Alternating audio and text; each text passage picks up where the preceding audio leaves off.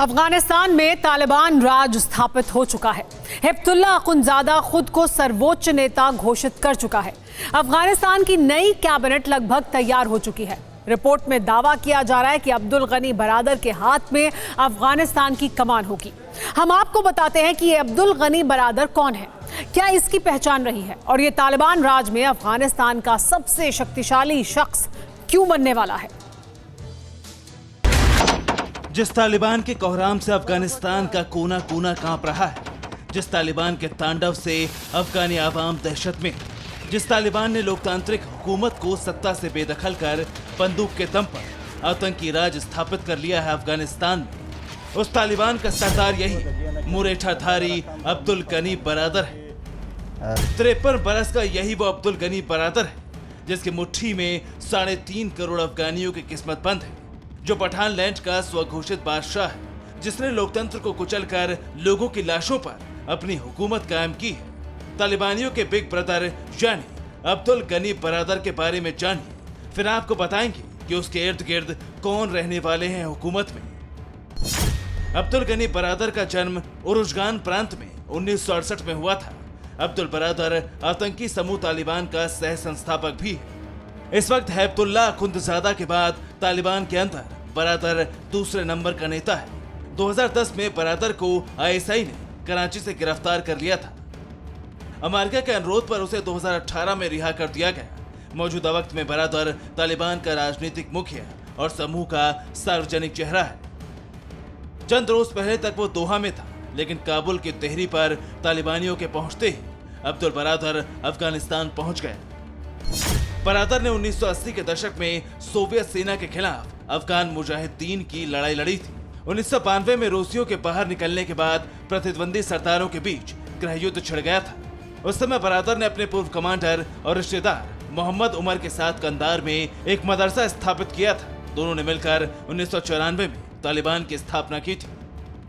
कबीलों के सरदारों के लिए अफगानों के बीच बढ़ती नफरत और पाकिस्तान की खुफिया एजेंसी ISI के समर्थन के कारण तालिबान ने 1996 में एक के बाद एक प्रांतीय राजधानियों पर कब्जा किया और फिर पूरे अफगानिस्तान को अपनी मुट्ठी में कर लिया। मुल्ला उमर के बाद दूसरे नंबर का तालिबानी नेता बरादर अपनी रणनीति के लिए जाना जाता है। जिलों और प्रांतीय राजधानियों पर जीत के लिए बरादर को प्रमुखता से जिम्मेदार माना जाता है।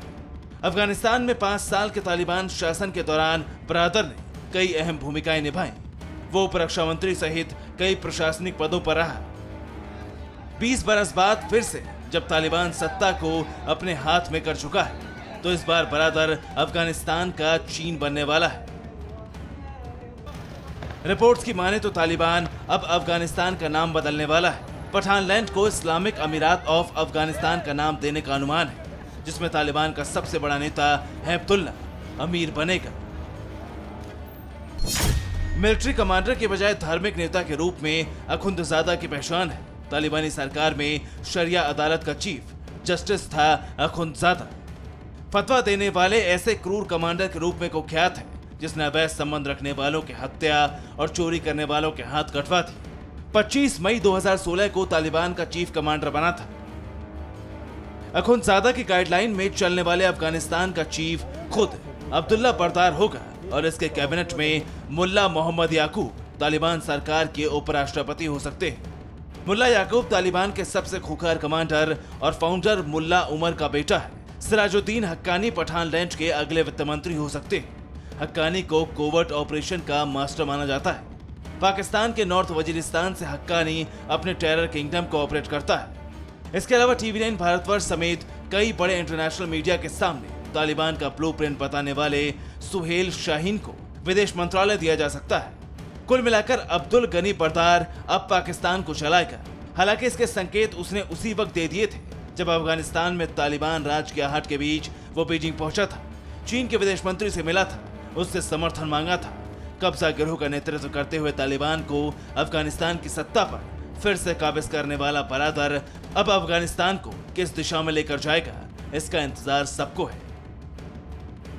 Bureau report TV9 Bharatvarsh. फिक्र आपकी, सोमवार से शुक्रवार रात 9 बजे सिर्फ TV9 भारतवर्ष पर।